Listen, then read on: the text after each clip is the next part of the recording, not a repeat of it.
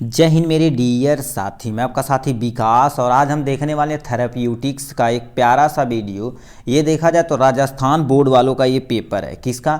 ये राजस्थान बोर्ड का ये पेपर है, ठीक है, जो 2024 जनवरी 2024 में हुआ था। अब उनका जो 2025 में जनवरी में जो पेपर होने वाला, उनके लिए देखा जाए तो ये बहुत ही महत्वपूर्ण पोर्शन है। क्योंकि देखिए, अगले पिछले साल से ही क्वेश्चन को क्या कर देता, खींच खांच के अपना वो क्या कर देता, मेंटेन करता और अच्छे तरीके से मैनेज करता है।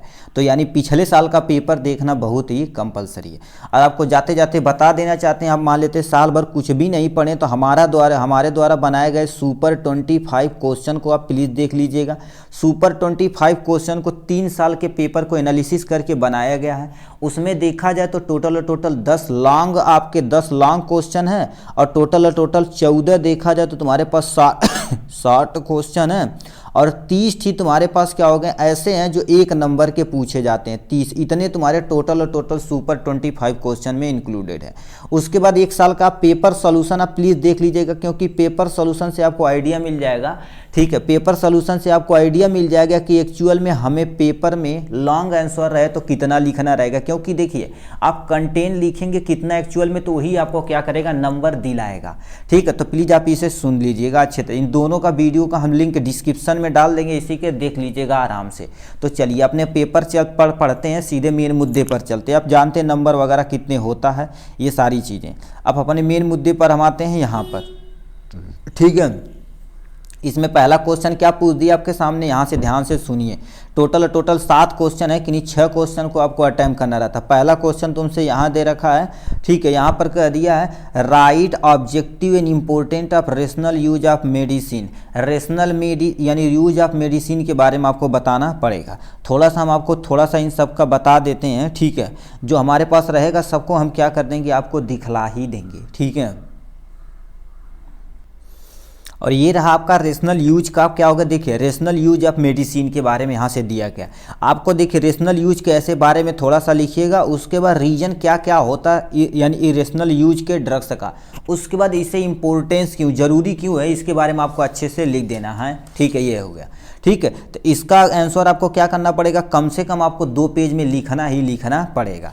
तो चलिए नेक्स्ट क्वेश्चन पे चलते हैं। अब देखते हैं यहाँ से, ठीक है, ठीक। अब देखिए सेकेंड नंबर क्वेश्चन तुमसे पूछ दिया, यहाँ से आ जाते हैं general guideline for the rational use of antibiotic. देखिए, एंटीबायोटिक की गाइडलाइन होती है कि आपको इतना दिन चलाना है। जैसे कोई भी मेडिसिन आपको डॉक्टर देता है, तो एंटीबायोटिक देता है तो कहता है इतने दिन तक चला के आप बंद कर दीजिएगा, तो उतना ही दिन चलाया जाता है। बीच में आप रोक देंगे ना, तो कोई भी बैक्टीरिया उसके प्रति, डिजीज के प्रति क्या हो जाएगी, रेसिस्टेंस हो जाएगी। तो आपको कि उस दवा काम नहीं करे पड़ेगी, दवा ही काम नहीं करे पड़ेगी। देखिए, अपने यहाँ इंडिया में देखा जाए तो लोगों से क्या करे, जैसे आप 5-7 खुराक दवा दिए तो 1-2 खुराक में सही हो गया, अब नहीं दवा खाएंगे। मतलब आप कोर्स भर पूरा ही नहीं कर रहे हैं, तो जो बैक्टीरिया आपके अंदर इन्फेक्शन कॉजेज कर दिया है वो रेसिस्टेंस हो जाएगा। तो ही कौन कौन सी इसकी गाइडलाइन है उसको क्या करना पड़ेगा, आपको लिखना पड़ेगा।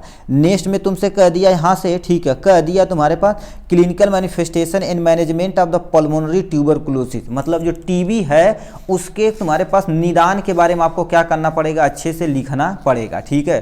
ट्यूबरकुलोसिस के बारे में, ठीक है। ट्यूबरकुलोसिस मतलब किस, ऐसा कॉजेज क्या होता है। जैसे देखा जाए तो माइक्रोबैक्टीरियम ट्यूबरकुलोसिस से होता है। ये क्यों कॉजेज होता है, इसके बारे में आपको डिटेल में आपको बताना पड़ेगा, ठीक है। नेक्स्ट में क्वेश्चन हमसे पूछ दिया यहाँ से, ठीक है। यहाँ से आ जाते हैं, ठीक है, कह दिया हाइपरटेंशन के बारे में आपको बताना पड़ेगा। सबसे पहले देखा जाए तो हाइपरटेंशन होता, ये क्या हो रहा है जी, हाइपरटेंशन के बारे में आपको बताना पड़ेगा, ठीक है। जैसे हाइपरटेंशन एक्चुअल में होता क्या, क्योंकि हमारे शरीर के अंदर ब्लड जब फ्लो करता तो हमारी आर्टरीज के ऊपर एक ब्लड प्रेशर लगाता, तो उस प्रेशर को ब्लड प्रेशर बोलते हैं। क्योंकि वो ब्लड यानी ब्लड के द्वारा प्रेशर लगाया जा रहा है, उसी को हम क्या बोलते हैं, ब्लड प्रेशर बोलते हैं। तो वो ज़्यादा अमाउंट में हो जाता है तो उस कंडीशन को हाइपरटेंशन बोलते हैं।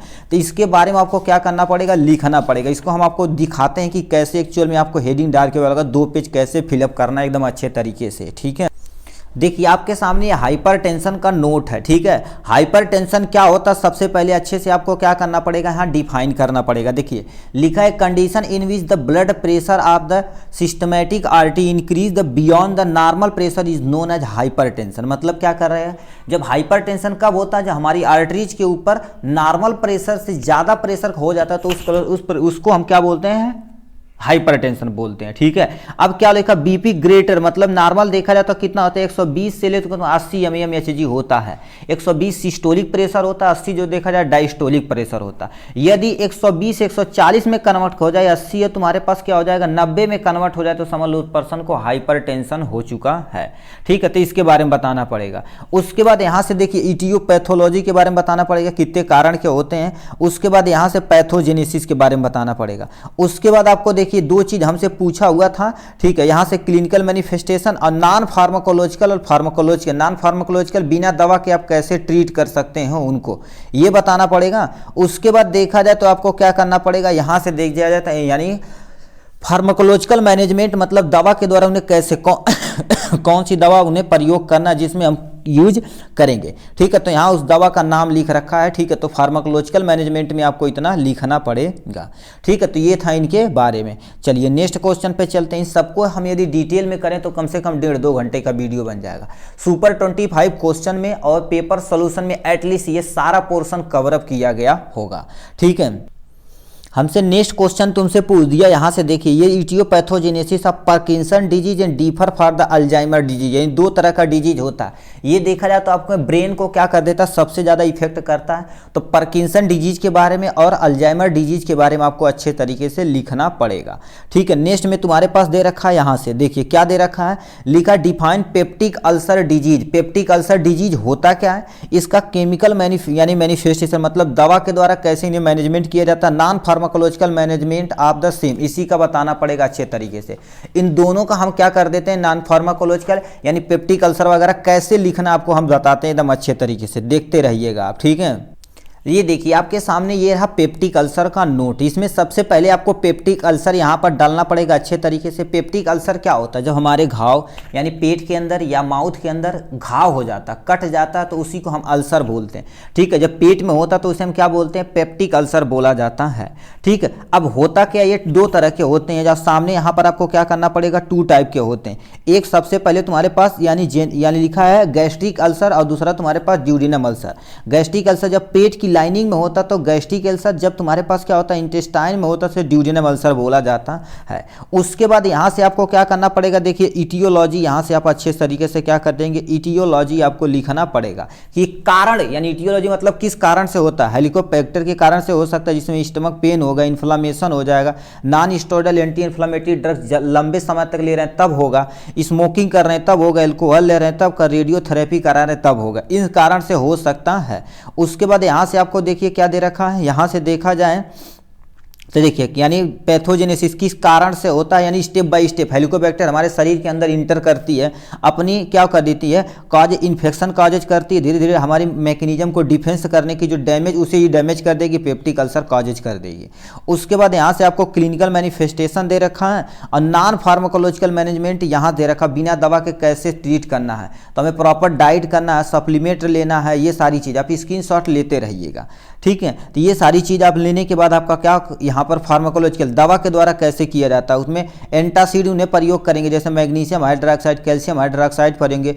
बीटा ब्लॉकर में रेंटिडीन हो जाएगा, सिमिटिडीन हो जाएगा, पेंटाप्रोजोल, ओमाप्रोजोल, बडेम यानी डोम्प्रीडोन, ऐसे बहुत सारे दवा होती हैं। और एंटीबायोटिक के तौर पर आप क्या ले सकते हैं, यानी क्या इजिथ्रोमाइसिन ले सकते हैं, एमॉक्सिसिलिन ले सकते हैं, जो आप एज पर खा सकते हैं। ठीक है, तो ये इनके बारे में था। नेक्स्ट पे चलते हैं मेरे भाई। इसका लास्ट एंड फाइनल क्वेश्चन हमसे पूछा है 7वां number, difference between the asthma and COPD के बारे में आपको बताना पड़ेगा on the basis of etiopathogenesis and clinical manifestation. मतलब सबसे पहले अस्थमा के बारे में पूरा डिटेल में आप लिख देना, उसके बाद हेडिंग डाल के आपको COPD के बारे में लिख देना। अस्थमा क्या होता है, COPD क्या होता है, इन दोनों का हम नोट आपको अच्छे तरीके से दिखा देते हैं, एकदम अच्छे तरीके से आप नोट डाउन कर लीजिएगा। ठीक है, आपके सामने ये देखिए अस्थमा का टोटल नोट है। अस्थमा के बारे में सबसे पहले आप डिफाइन करिएगा। यहाँ से देखिए अस्थमा हो गया, लिखा chronic inflammatory disease of the air way in which of the air, लिखा वेरिएबल पीरियड यानी periodic symptoms occur in the along with the air flow of the obstruction bronchial hyper और तुम्हारे पास ट्रम अस्थीय। मतलब simple से समझिए क्या होता है, जो हमारी रिस्पायरेटरी ट्रैक होती है उसमें कोई भी इन्फेक्शन हो जाए, वो अपर पार्ट में होना चाहिए। एयरवे में कोई तुम्हारे पास दिक्कत हो जाए, जब म्यूकस का जमा हो जाए, धूल धक्कड़ का जमा हो जाए, या कोई डिजीज या कोई वायरस ज़्यादा समय तक लंबे रहे तो अस्थमा काजेज कर सकता है, मतलब सांस लेने में दिक्कत होती है। ये दो तरह के होते हैं, एक्सटेंसिक और इंट्रेंसिक के बारे में लिख देना है। उसके बाद यहाँ से आप यानी क्या कर देंगे, इटियोलॉजी आपको इसको लिख देना। उसके बाद यहाँ से क्या कर देना, COPD का फुल नेम आप लिख देना अच्छे तरीके से, देखिए। उसके बाद इसका थोड़ा सा आप क्या कर देंगे, इंट्रोडक्शन यहाँ से आप दे देंगे, ठीक है, इंट्रोडक्शन दे देंगे। उसके बाद देखा जाए तो तुम्हारे पास क्या लिखा है, इम्फाइसेमा का यहाँ पर क्या कर देंगे, सिम्टम्स वगैरह। ये दो तरह के होते हैं, इम्फाइसेमा होता है क्रोनिक यानी ब्रोंकाइटिस होता है, ठीक है, तो इसका सिम्टम थोड़ा सा लिख देंगे। उसके बाद इटियोपैथोजेनेसिस, इसका भी, क्योंकि इसी के आधार पर हमसे पूछा, इटियोपैथोजेनेसिस आप उठा के यहाँ से इसके लिख देंगे यहाँ से, ठीक है। इसको लिखने के बाद आपको क्या होगा, पैथोजेनेसिस पे नीचे चले जाएंगे, पैथोजेनेसिस कर देना। लास्ट में क्या होगा, क्लिनिकल मैनिफेस्टेशन, नॉन फार्माकोलॉजिकल और यानी फार्माकोलॉजिकल और नॉन फार्माकोलॉजिकल बिना दवा के कैसे किया जा सकता। अब नॉन फार्माकोलॉजिकल में बिना दवा का किया जाता है, फार्माकोलॉजिकल मतलब जो दवा के द्वारा ट्रीट किया जाता है, तो उनका तुम्हारे पास हो भैया यही का होता हो, ठीक है। यहाँ से क्या करना पड़ेगा, देखिए यहाँ पर आपको इसी को लिखना पड़ेगा, ठीक है। बीटा ब्लॉकर लॉन्ग टाइम यानी ये का प्रयोग किया जाता है, इसके बारे में आप लिख देंगे यहाँ से। नेक्स्ट में चल, ठीक, नेक्स्ट क्वेश्चन तुमसे पूछ दिया यहाँ से, देखिए, define anti microbial resistance in their factor contribute to the resistance. सबसे पहले बताना एंटी माइक्रोबियल रेसिस्टेंस क्या होता है। कोई भी दवा आप लंबे समय तक खा रहे हैं तो माइक्रो ऑर्गेनिज्म उस दवा के प्रति क्या हो जाता है, रेसिस्टेंस हो जाता है। तो कई ऐसे दवाइयाँ होती जिसके प्रति क्या हो जाती है, रेसिस्टेंस हो जाती है, उसके बाद वो काम करना ही बंद कर देती हैं, ठीक है। काम करना बंद देती है तो उसी को हम क्या बोलते हैं, ठीक है, एंटी माइक्रोबियल रेसिस्टेंस बोला जाता है। कौन कौन से ऐसे फैक्टर हैं जो क्या कर सकते हैं, इसको यहाँ पर इसी का आपको एक्सप्लेन करना पड़ेगा, ठीक है। कौन कौन से ऐसे फैक्टर हैं जो रेसिस्टेंट, क्योंकि आप दवा लंबे समय तक ले रहे हैं, नॉन प्रिस्क्रिप्शन ड्रग्स ले रहे हैं, अपने से सेल्फ मेडिकेशन करें, ऐसे कईयों कारण हो सकते हैं। नेक्स्ट में तुमसे कह दिया यहाँ पर द टर्म एनीमिया, एनीमिया क्या होता है, मेगलोप्लास्टिक एनीमिया को आपको करना पड़ेगा, अच्छे से एक्सप्लेन करना पड़ेगा। लिखा द टर्म एनीमिया क्या होती है, explain the aetiopathogenesis of megaloblastic anaemia. Anaemia क्या होती है, आयरन की कमी आपके शरीर में यदि हो जाती है तो उसे हम एनीमिया बोलते हैं। मतलब आपके ब्लड के अंदर जो हीमोग्लोबिन की कमी हो जाती है, मतलब हीमोग्लोबिन तो आयरन कंटेनिंग कंपाउंड होता है, उसकी यदि कमी हो जाती तो आपको एनीमिया हो जाएगा। तो मेगलोब्लास्टिक एनीमिया देखा जाए तो विटामिन B12 और फोलिक एसिड की मेनली इसी की कमी से होता है। तो इनकी कमी होगी तो क्या होगा, क्या कारण है, कैसे, सब कुछ आपको यहाँ पर लिखना पड़ेगा। नेक्स्ट में तुमसे कह दिया, यहाँ पर आ जाते हैं लिखा तुम्हारे पास, ठीक है, लिख रखा तुम्हारे पास। यहाँ से आते हैं, हाइपरथायराइडिज्म क्या होता है और हाइपोथायराइडिज्म क्या होता है। देखिए, थायराइड ग्लैंड से देखा जाए तो दो हार्मोन मेनली निकलते हैं, थायरॉक्सिन और तुम्हारे पास क्या होते हैं, ट्राई आइडोथायरॉक्सिन होते हैं, जैसे T4 T3 T4 के नाम से जाना जाता है। बट इनकी कमी जब ज़्यादा अमाउंट में थायरॉक्सिन निकलने लगता है, ठीक है, तो उसे हाइपरथायराइडिज्म बोलते हैं। और कम अमाउंट में निकलता है तो उसे हम क्या बोलते हैं, हाइपोथायराइडिज्म बोलते हैं। और इसी को दोनों को क्या करना पड़ेगा, अच्छे से एक्सप्लेन कर देना है, ठीक, एकदम अच्छे तरीके से। नेक्स्ट में तुमसे कह दिया यहाँ पर मलेरिया पे आ जाते हैं, एक्सप्लेन द, ठीक है, explain the pharmacological management of malaria. Malaria क्या होती है, देखा जाए तो एक तुम्हारे पास ये बैक्टीरियल डिजीज होती है, जो किससे होती, बैक्टीरियल प्रोटोजोआन डिजीज होती है, जो क्या हो जाती है, एक एनाफिलिस मॉस्क्यूटो होती है जो क्या हो जाती है, प्रोटोजोआन, जैसे प्रोटोजोआन मलेरिया हो जाएगा, प्रोटोजोआन विवैक्स हो जाएगा, प्रोटोजोआन, ऐसे कई 5 होते हैं। उन्हीं के फैलने से क्या हो जाता है, एक जगह से दूसरे जगह ये क्या होता है, ट्रांसमिट होता है। जैसे प्रोटोजोआन तुम्हारे पास क्या होता है, प्रोटोजोआन तुम्हारे पास एक होता है प्लास्टीडियम बोलते हैं, ठीक है, उसी के द्वारा क्या कर देता है, एक जगह से दूसरे जगह ये ट्रांसमिट होता है। तो उसको आपको अच्छे से बताना पड़ेगा, लाइफ साइकिल बता देना पड़ेगा, कंट्रोल कैसे किया जाता है इसके बारे में, दवा कौन कौन सी प्रयोग की जाती है उसका दवा का नाम लिख देंगे अच्छे तरीके से। नेक्स्ट में तुमसे कह लिया ग्लाइकोमा पे 60 नोट है। ग्लाइकोमा देखा जाता है एक आई डिजीज है, आई डिजीज है मतलब जो आंखों में होने वाली डिजीज है, उसको आपको एक्सप्लेन कर देना पड़ेगा अच्छे तरीके से, ठीक है। तो ये हो गया 8वें नंबर का इतने क्वेश्चन, ठीक है, ये हो गया। अब 9वें नंबर पे आ जाते हैं। 9वें नंबर पे टोटल क्वेश्चन को आपको क्या करना पड़ेगा, एक्सप्लेन करना पड़ेगा। इसमें सबसे पहला question, define the term hyperlipidaemia and clinical manifestation of the same, यानी हाइपरलिपिडीमिया के बारे में बताना पड़ेगा। तो सबसे पहले हाइपरलिपिडीमिया क्या होती है, यदि हमारे ब्लड के अंदर, शरीर के अंदर लिपिड की यानी फैट की मात्रा ज़्यादा हो जाती तो उस कंडीशन को हम क्या बोलते हैं, हाइपरलिपिडीमिया बोला जाता है। राइट द क्लिनिकल मैनिफेस्टेशन, इसका क्लिनिकल मैनिफेस्टेशन भी आपको बताना पड़ेगा। फिर क्या लिखा है, क्लासिफाइड टाइप ऑफ इपिलिप्सी, मतलब सबसे पहले इपिलिप्सी क्या होता है, जिसे नॉर्मल भाषा में कहते हैं मिर्गी अरे सीजर वगैरह, ठीक है। तो इपिलिप्सी क्या होती है, उसका क्लासिफिकेशन आपको अच्छे से करके बता देना पड़ेगा। नेक्स्ट में तुमसे कह दिया, यहाँ पर लिख रखा तुम्हारे पास, लिख है रिमोटॉइड अर्थराइटिस। रिमोटॉइड अर्थराइटिस क्या होता है, जैसे आपको पैर में कभी कभी देखते हैं बहुत तेज दर्द होता है, तो वो किसका कारण होता है, रिमोटॉइड अर्थराइटिस के कारण होता है। मतलब दो जंक्शन के बीच में चाहे कार्टिलेज की कमी हो जाती है या किसी कारणवश क्या हो जाता है, जब डिजीज हो जाती है तो उस कंडीशन को रिमोटॉइड अर्थराइटिस बोलते हैं और बहुत तगड़ा पेन होता है। इसका इटियोपैथोजेनेसिस कारण आपको बताना पड़ेगा, ठीक है। नेक्स्ट में तुम्हारे पास क्या दे रखा है, यहाँ से clinical manifestation of urinary track infection, मतलब यूटीआई में कभी कभी इन्फेक्शन हो जाता है, तो उससे कारण से तुम्हारे पास बहुत सारी बीमारियां हो सकती हैं।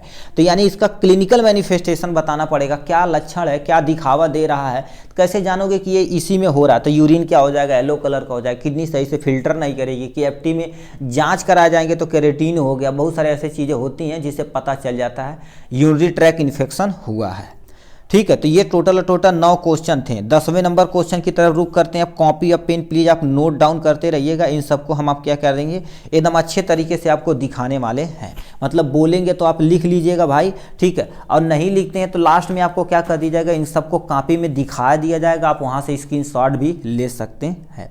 इसमें सबसे पहले तुमसे कह दिया ब्लड प्रेशर क्या होता है, इसकी डिफिनेशन बच्चा लिख सकता है। Blood pressure is a force, ठीक है, एक प्रोसेस होता है। ब्लड प्रेशर क्या होता है, लिखेंगे blood pressure is a force of blood pushing against the wall of artery.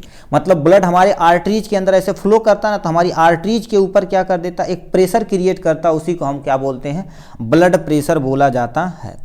Next में तुमसे कह दिया, यहाँ से आ जाते हैं, कह दिया what is aetiopathogenesis of angina and myocardial infection.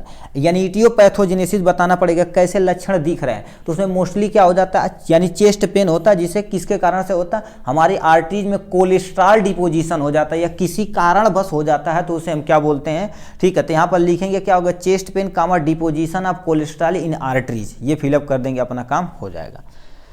Next में तुम्हारे पास कारण कोई भी बता सकते हैं आप, जो भाई आपको कारण पता हो सब बता सकते हैं एंजाइना एंड तुम्हारे मायोकार्डियल इन्फेक्शन में। लास्ट में क्या, what is non pharmacological management of the congestive heart failure, जिसे हम CHF के नाम से जानते हैं।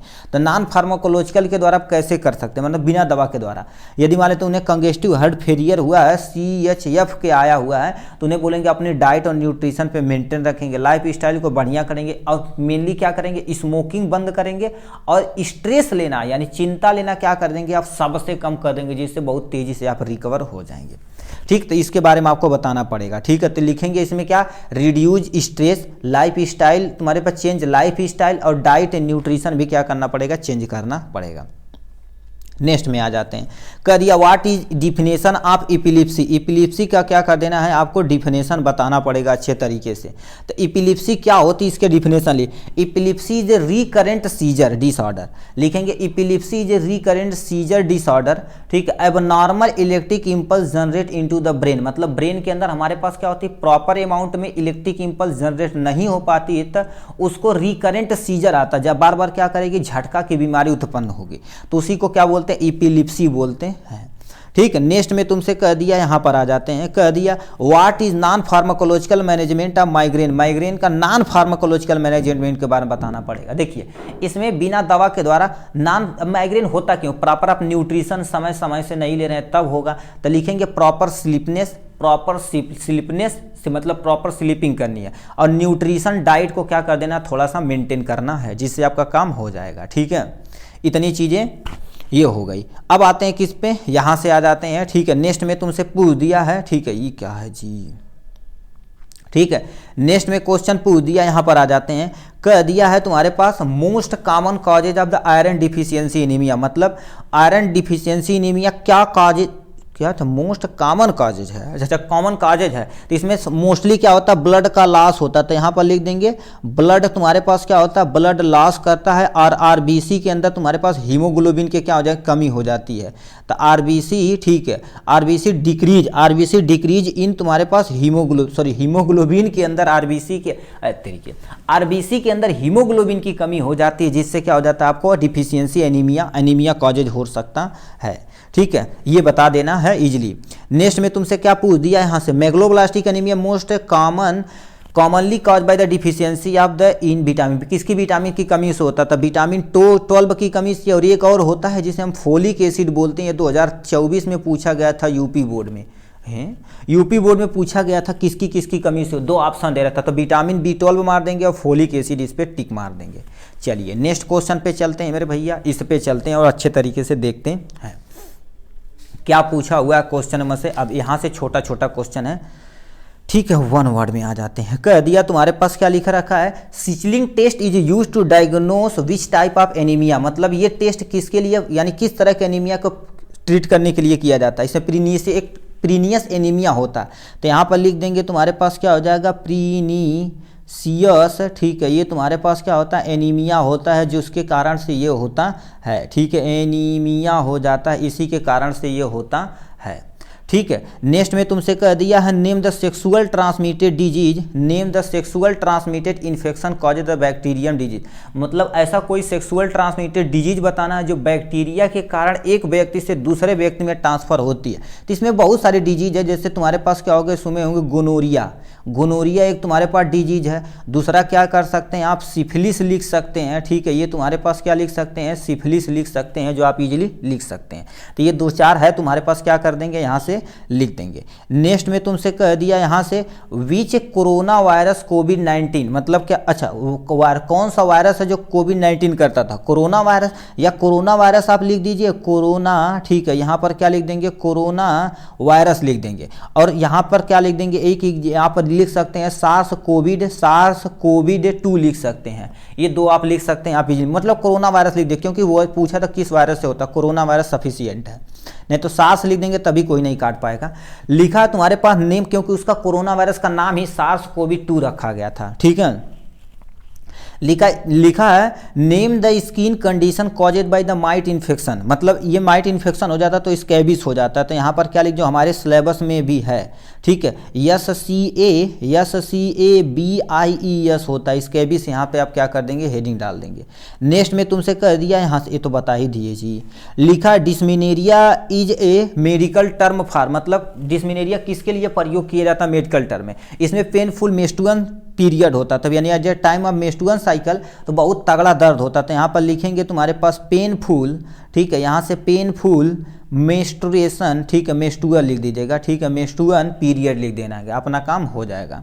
नेक्स्ट में तुमसे कह दिया है, यहाँ से आ जाते हैं, कह दिया तुम्हारे पास इसमें क्या फिलअप करना है जी। लिखा ठीक है, pre menstrual syndrome is a group of symptoms that occur in the women before the one set of, ठीक है, one set of dash dash dash, किस फेज में तुम्हारे पास होता है। तो ये देखा जाए तो फेज उनका तुम्हारे पास मेंस्ट्रुअल साइकिल 1 से लेकर 28 तक उनकी तुम्हारे पास साइकिल चलती है, ठीक है। तो उसमें तुम्हारे पास क्या होता है, देखा जाए तो पहले से लेकर दूसरे यानी बीच वाले पोर्शन में ये होता है, ठीक है। तो यहाँ पर क्या लिखेंगे, किस फेज, अच्छा उस फेज का नाम बताना है जी, ठीक है, इसके लिए थोड़ा सा देखना पड़ेगा, क्योंकि फेज तुम्हारे पास होता है ना, ठीक है, pre phase, post phase, middle phase, ऐसे फेज होता है। एक्चुअल में बुक में ऐसे लिखा था 1 से लेकर 2 वीक होता, मतलब 14वें दिन, जिसे मैचुरेशन फेज हम जानते हैं, बोलते हैं। एक बार प्लीज इसे गूगल कर लीजिएगा, इसे मैचुरेशन फेज बोलते हैं, ठीक है। ये हो गया इनके बारे में। नेक्स्ट में तुमसे कह दिया क्वेश्चन, जी नंबर क्वेश्चन कह दिया है, लिखा है latanoprost medication is commonly use to treat, किसके लिए ट्रीट किया जाता है। ये देखा जाए तो एक ग्लाइकोमा डिजीज होती, कभी आप ड्रॉप व्रॉप देखें जो आंख में डाली जाती, किसी पर्सन को ग्लाइकोमा हुआ है तो उसके लिए प्रयोग की जाती है। तो यहाँ पर क्या लिख देंगे, ग्लाइकोमा, या तुम्हारे पास क्या लिख देंगे, ऑकुलर हाइपरटेंशन आपको लिख देंगे, काम इजीली हो जाएगा, ठीक है। ये इनके बारे में हो जाएगा। नेक्स्ट में तुमसे 12 नंबर क्वेश्चन पूछ दिया, इस सबको प्लीज ध्यान से सुनिएगा। 12 नंबर में पहला क्वेश्चन आपसे कह दिया है, लिखा है is use for the treatment of tuberculosis, मतलब कौन सी ऐसी दवा है, एक्चुअल में दवा, अच्छा ठीक, दवा का नाम लिख देना, ठीक है। Use treatment of tuberculosis, TB के ट्रीटमेंट के लिए कि सबसे पहले आपके सिलेबस में तुम्हारे पास अभी बायोकेमिस्ट्री में आप पढ़ के आए थे, ये क्वेश्चन पूछा था INH, जिसे हम आइसोनियाजाइड बोलते हैं। यहाँ पर क्या लिख देंगे, आइसोनियाजाइड लिख देंगे। और एक तुम्हारे पास नाम और आता है ट्यूबरकुलोसिस में, जिसे AKT4 AKT3 के नाम से आता है, ठीक है। उसमें एक केमिकल रहता है जिसे हम क्या बोलते हैं, रिफाब्यूटाइन होता है, ठीक है। ये हो गया, यहाँ से आप इसमें इजिली लिख देंगे। नेक्स्ट में तुमसे कह दिया, यहाँ पर आ जाते हैं, ठीक है, यहाँ पर आ जाते हैं, test is a tool for the screening and diagnosis of tuberculosis, मतलब कौन सा ऐसा टेस्ट कराया जाता है जिससे पता चल जाता है कि इन्हें, इस पर्सन को टीबी हुआ है। तो उसके लिए बहुत सारा कहते हैं जाओ आप एक्सरे करवा के लाओ, चेस्ट का एक्सरे करवाते हैं, ठीक है, यह सबसे पहले सबसे सुटेबल है चेस्ट एक्सरे, नॉर्मल कोई करवाता, बहुत रेयर कंडीशन होता है। तो एक तुम्हारे पास टीबी स्किन टेस्ट होता है, टीबी स्किन टेस्ट होता है जिससे सारा पता चल जाता है, जिसे हम क्या बोलते हैं, ठीक है, ट्यूबरकुलोसिस यही होता है, ठीक है, ये उसका नाम होता है माइक्रोबैक्टीरियम ट्यूबरकुलोसिस होता है, MTC होता है, ये क्या कर दिए जी, उस टेस्ट का नाम हमको नहीं पता एक्चुअल में, एक बार हम करवाए थे किसी का, ठीक है। तो यहाँ पर आप सीधे बुक में लिखा है तुम्हारे पास टीबी स्किन टेस्ट, आप लिख दीजिएगा, बट उसका टेस्ट का नाम लैब में हमने एक बार गया था तो देखे थे, किसी का कराया गया था, उसमें लिखा था not detect of the MTB, ऐसे कुछ लिखा हुआ था, MTB होता है, MTB माइक्रोबैक्टीरियल ट्यूबरकुलोसिस होता है, ठीक है, वहाँ पर लिखा था नॉट डिटेक्ट, ठीक है, नॉट डिटेक्ट माइक्रोबैक्टीरियम ट्यूबरकुलोसिस। उस पर्सन का हम जानते हैं ऑपरेशन होने वाला था पैर का, ठीक है, सड़ रहा था उसके लिए। नेक्स्ट में तुमसे कह दिया, यहाँ पर कह दिया है dash is use for the management of the HIV and AIDS, मतलब इसके तुम्हारे पास के मैनेजमेंट के लिए क्या यूज किया जाता है, मैनेजमेंट के लिए एक्चुअल में हम क्या कर सकते हैं, कंडोम यूज कर सकते हैं, एज ए निरोध यूज कर सकते हैं, कंट्रासेप्टिक, यानी ये सब चीज़ें, मगर हमें मेनली वायरस है तो एंटीवायरल आप प्रयोग कर दीजिए, ठीक है। इसमें तुम्हारे पास क्या हो जाती है, एक आर्ट थेरेपी आती है, आर्ट थेरेपी आती है, तो इसमें क्या लिख देंगे हम, यहाँ पर आर्ट थेरेपी में तुम्हारे पास उसका फुल नेम लिख देंगे। ए से तुम्हारे पास क्या हो जाएगा, एंटी, ठीक है, एंटी रिट्रो, ठीक है, एंटी रिट्रोवायरल, ठीक है, रिट्रोवायरल, ठीक है, थेरेपी होती है, ठीक है, ये तुम्हारे पास क्या हो जाएगा, थेरेपी, जिसे आर्ट थेरेपी बोला जाता है, जो HIV के ट्रीटमेंट के लिए सबसे ज़्यादा प्रयोग की जाती है।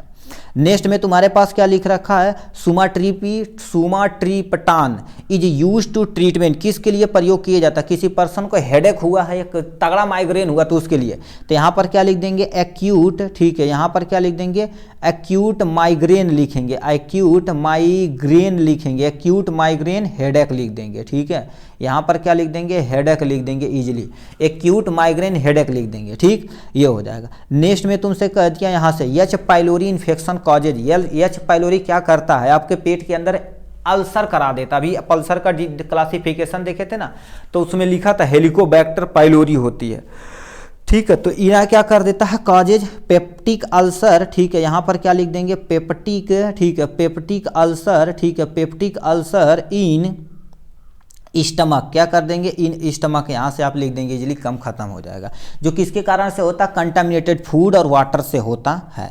नेक्स्ट में तुमसे कह दिया, यहाँ पर आ जाते हैं, टाइप 2 डायबिटीज कह दिया is a blood test that is use to diagnose type 2 diabetes, मतलब इसके लिए एक तुम्हारे पास एक टेस्ट होता है जिसे हम A1C टेस्ट बोलते हैं, या टेस्ट बोलते हैं, TEST टेस्ट हो जाएगा। कभी कभी हम क्या कर देते हैं, हीमोग्लोबिन की कंटेनिंग, हीमोग्लोबिन A1C टेस्ट कराते हैं, इससे भी उनका पता चल जाता है। तो यहाँ पर क्या लिखेंगे, ठीक है, A1C टेस्ट लिख देंगे, तभी काम हो जाएगा इजी तरीके से। तो ये टोटल था मेरे भाई फार्माकोथेरेपेटिक्स का टोटल प्यारा सा क्वेश्चन। आशा करते हैं आपको समझ में आया होगा। और अब जाते जाते आपको दोबारा बता देते हैं, इसके नीचे के डिस्क्रिप्शन में सुपर 25 क्वेश्चन और पेपर सॉल्यूशन डाल देंगे, प्लीज़ उसे आप देख लीजिएगा, क्योंकि उससे बहुत सारी आपकी हेल्प मिल जाएगी, ठीक है। मोस्ट ऑफ द क्वेश्चन 80 से लेकर 90% उसी से ये कवर अप कर लेगा। चलिए आज के लिए बस इतना ही, फिर मिलेंगे नेक्स्ट वीडियो में नेक्स्ट टॉपिक के साथ। तब तक के लिए bye bye and take care.